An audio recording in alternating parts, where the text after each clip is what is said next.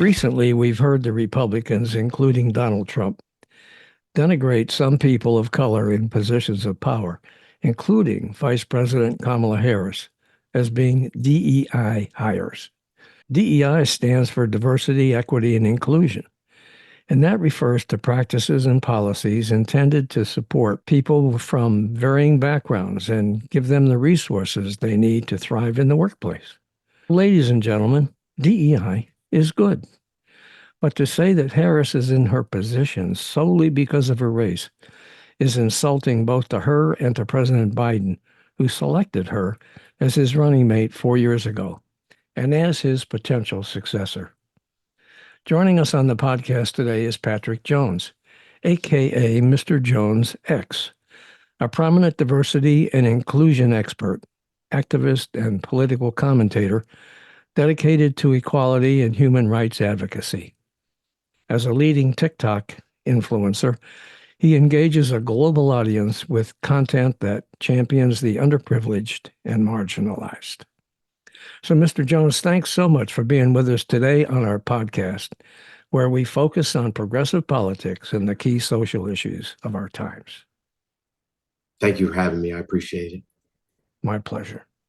Now, can you give me let's talk first about Kamala Harris and the fact that Biden stepped aside and cleared the way for her. And now the Republicans are doing everything they can to denigrate her and knock her down and to call her a DEI hire. So what are your thoughts about all of that? If we have to look back to the history of this country, we can look at the anti-Blackness that is pervasive and always has been like a cancerous underbelly of this society. I think that it's like the original sin that we never addressed, and people would rather just not talk about it and hope the fire puts itself out, which obviously is not a valid approach. If you had an issue in a relationship with your significant other or spouse, not talking about that problem is certainly not going to solve the issue. It would just continue to fester and eventually boil over. And I think we've seen the boiling over at a couple of different points in American history. But I think now the time has come where it's just been far too much for far too long. And we're seeing a lot of America, especially the younger demographic, saying, you know what, enough is enough. Nobody else did anything about this. We're going to. But to label her, as you said, a DEI hire, I think is absurd. They tried the same thing with Ketanji Brown Jackson. Yeah, for sure they did.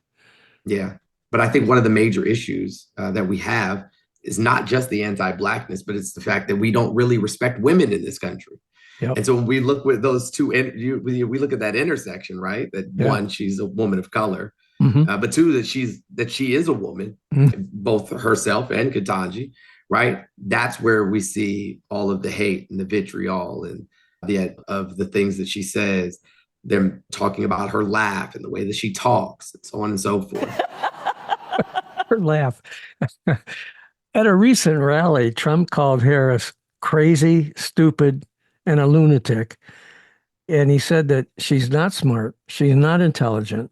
He repeatedly derided her laugh, including saying that it's career-threatening and that it's a laugh of a person with some big problems. So expand on what you think about that statement.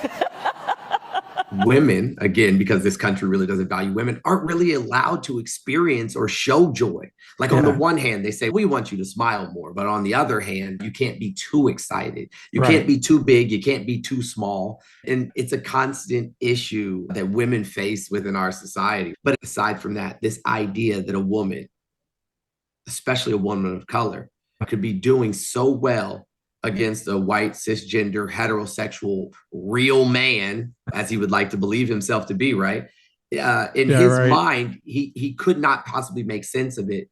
And so it's that amygdala response, right? It's that fight, flight, freeze or fawn response that he's experiencing. He's just, no, this can't, the America can't like this person.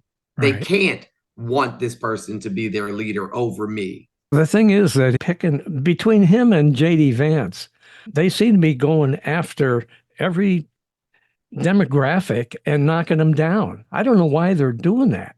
Trump going after women of color, Mhm. Vance going after single moms that Calling like them cat cats. ladies. Yeah. And what's this about postmenopausal women? I saw some headline that Vance was talking about postmenopausal women. Do you know what? Did you see that? I did not see that headline, but this is the same guy that told an audience that, hey, I think that even if the relationship becomes violent, that you should stay and work it out for the benefit of the children. Yeah. Have you ever talked to any children who grew up in a household that experienced domestic violence and what it's done to their mental well-being? I Asking think me, that have I? no, and I'm saying not you personally, Yeah. colloquially. So Yeah. like Globally. Right.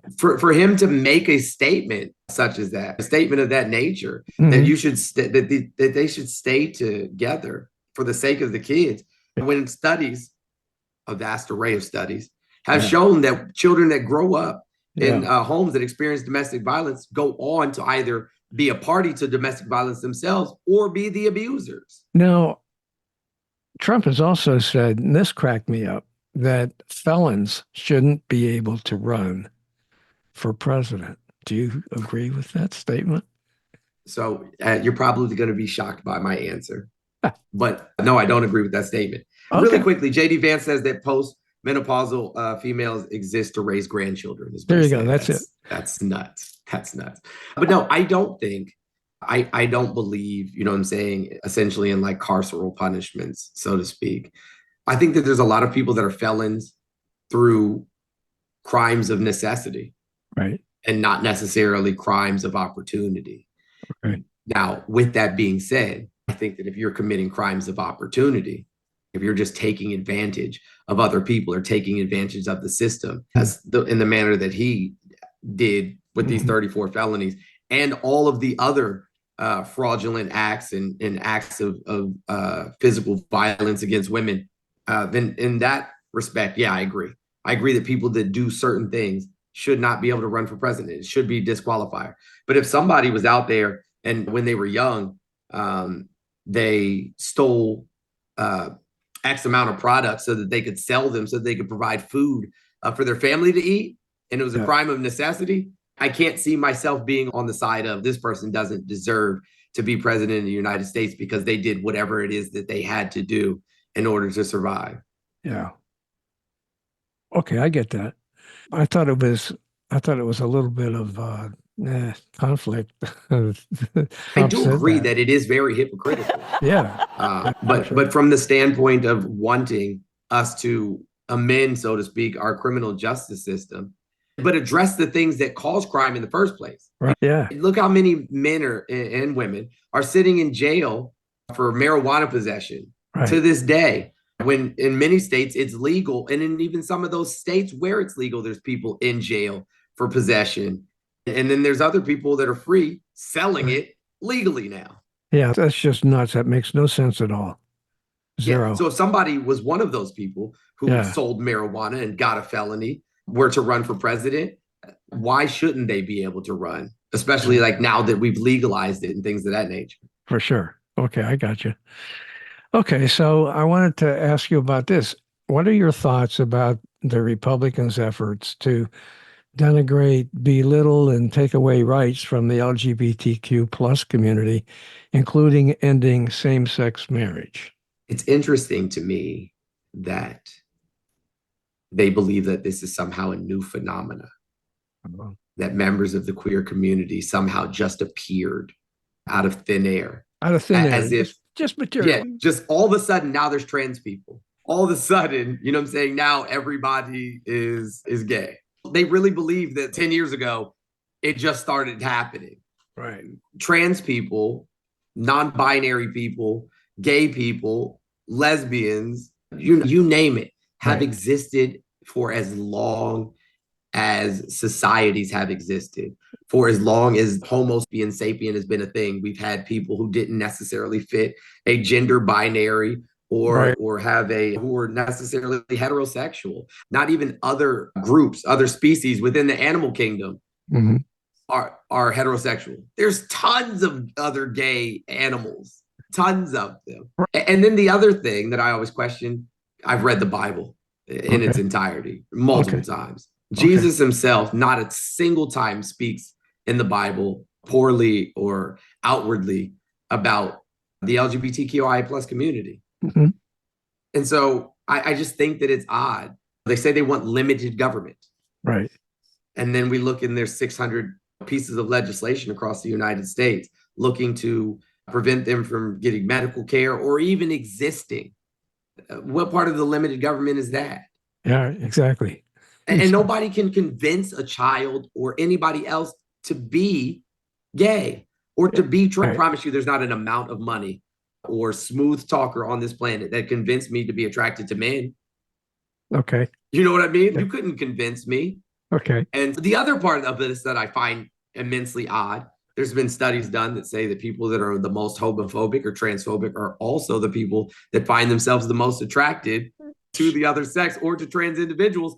And then we host the RNC, and the RNC shuts down Grindr, which is a well-known pickup app for the queer community. Okay. I said, that's very interesting. Yeah, it is.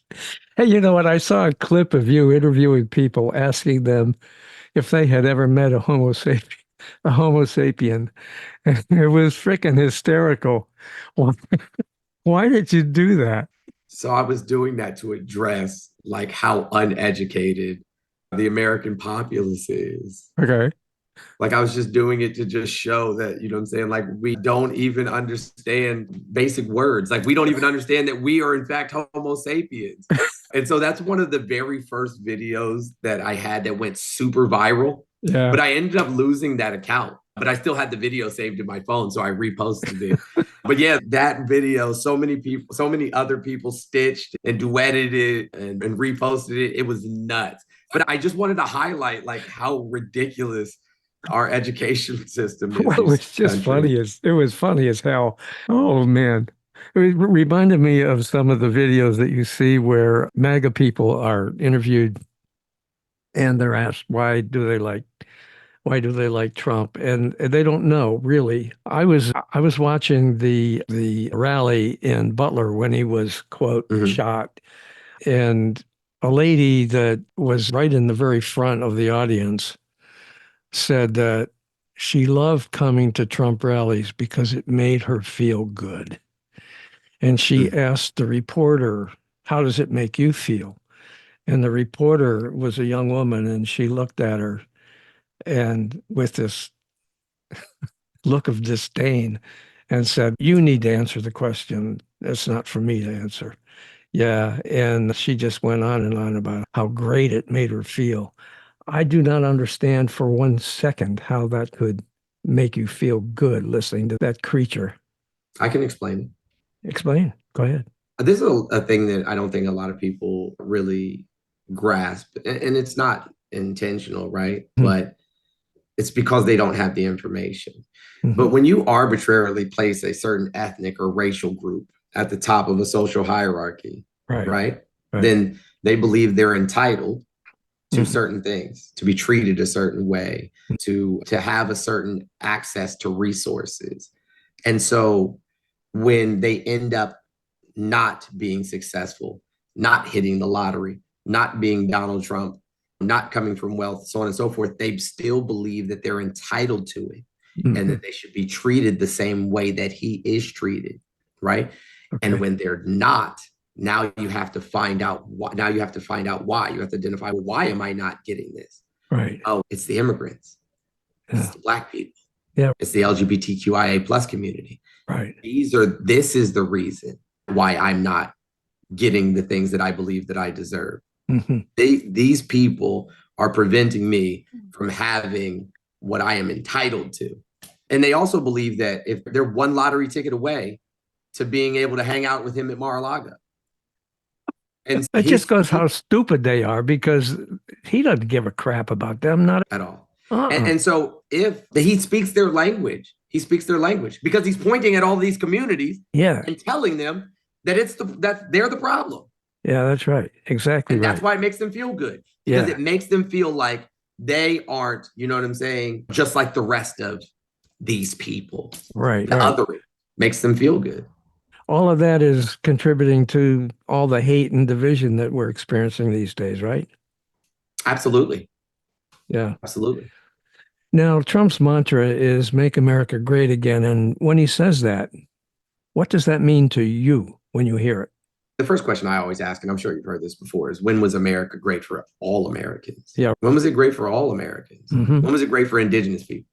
Mm-hmm. When was it great for Black people? Yeah, right. When was it great for the Latin community? Mm-hmm. It wasn't always necessarily great for Asian groups, right? Exactly. Even people that are considered white in the United States now, Irish, Italian, people from the Swana region, or what we would call the Middle East, all of those people have been ostracized, demonized, denigrated throughout American history. So at where are we pointing at within America's history and romanticizing it? Like that was the time.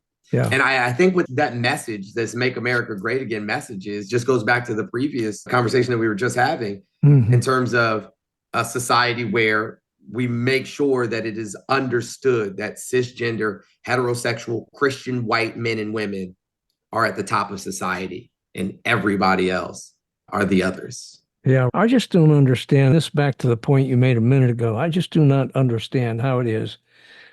I live in South Carolina, and in the rural areas, I live in Myrtle Beach, a tourist area. But if you go out into the countryside, you see all these broken down trailers, people with rusty old pickup trucks, and great big old Trump flags in the front yard and plastered all over their trucks. One lottery ticket away. Yeah, that's it. I just don't understand how it is, because this guy, he doesn't want help for kids. He doesn't want child care support. He denigrates people with education. It's just a freaking incredible to me. I do not understand how it is that those people could be supporting this guy. And they're just believing the lies that he spins all the time. It's cognitive dissonance, but it's also because he's telling them, hey, that the reason that you're not successful is because immigrants are coming over here and they're getting all the things that you're entitled to. Yeah, I wanted to They're talk to you. getting the job you're entitled to. They're getting the handouts that you're entitled to. Right. We have to spend the money on them. We can't spend it on you.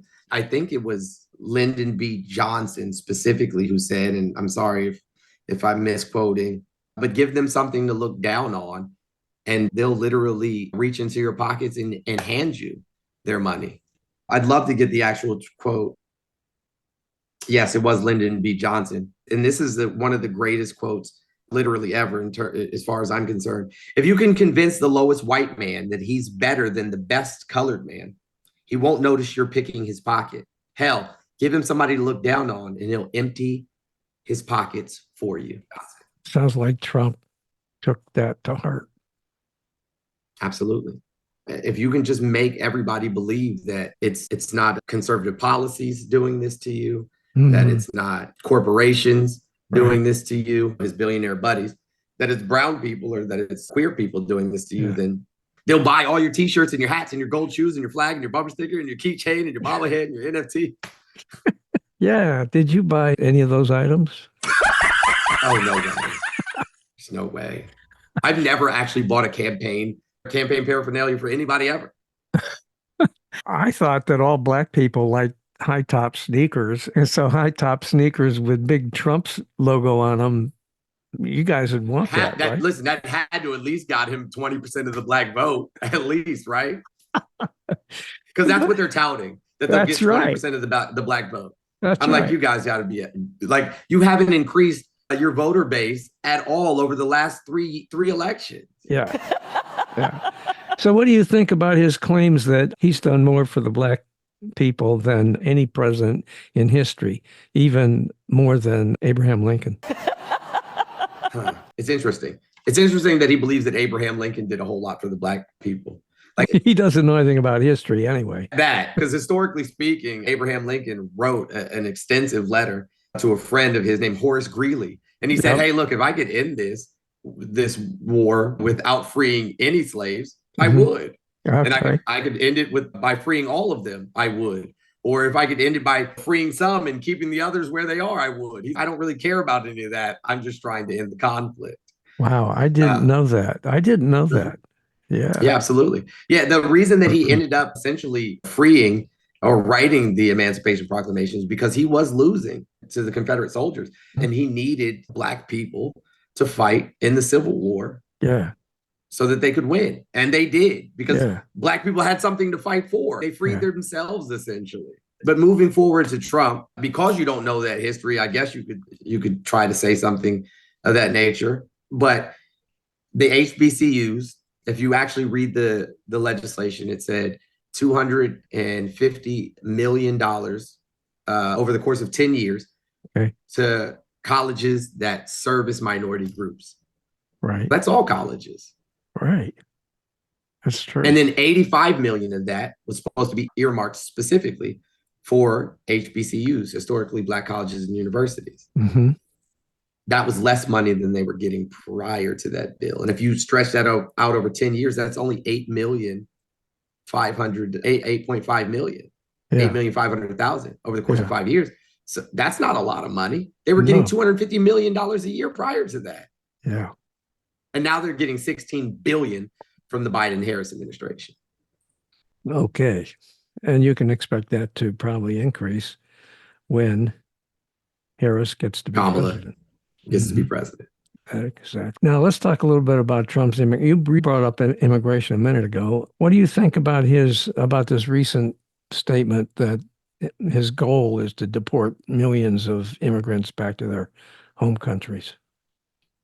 Trump is like one of those shoot first, ask questions later type of guys. Like I'm just gonna say this thing. I'm gonna make this rash decision, and in my mind, it makes perfect sense. But I don't think that he's honestly looked at the economic impact that would have, and also just the resources it would take alone to round all of these people up and deport them from the country. It would cost probably in the billions. And then also, are we just going to be stopping people in the streets and asking for their papers? Yeah, but then this is back to Nazi Germany is what this is. Absolutely. The brown coats. Yeah. But the second part of that is, right, in terms of economic impact and just social impact, we're going to be breaking up families because some of these people are going to be citizens and some of them not, right? So now you have more people who are citizens having to rely on services from the government in order to sustain their family because you just deported mom or dad to another country, right? Yeah. Doesn't he realize that would really mess up business? And that's what I was going to say. So now we have to start looking at our service industry, our agricultural industry, our infrastructure sectors. Exactly. And you're talking about an economic impact that would quite literally send us to a depression era. You know what? I'm from Maryland originally. And DMV. In Maryland, crabs are a big deal, right? Now, I don't mean the sexual. No, I know exactly what you're talking about. Yeah. I'm from the DMV. Okay. I'm talking about hard shell crabs, soft shell crabs. And who picks those crabs? Who picks them? It's immigrants. Mostly. Okay. And it's really funny because I was reading the other day that one of the areas in Maryland that is one of the strongest Trump areas, they're also huge suppliers of crabs. Now, don't they realize that if Trump deports all these people that are picking crabs, that their livelihood's going to go right down in the toilet? Absolutely. Absolutely. It's just preposterous.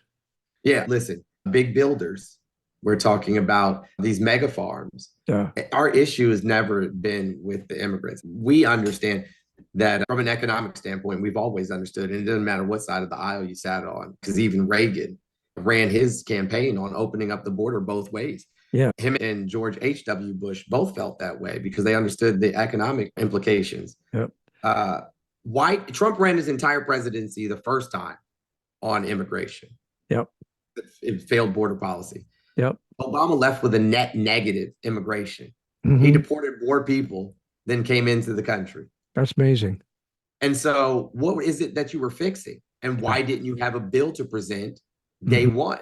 Whereas Biden presented a bill on February 2nd, 2021 to address immigration.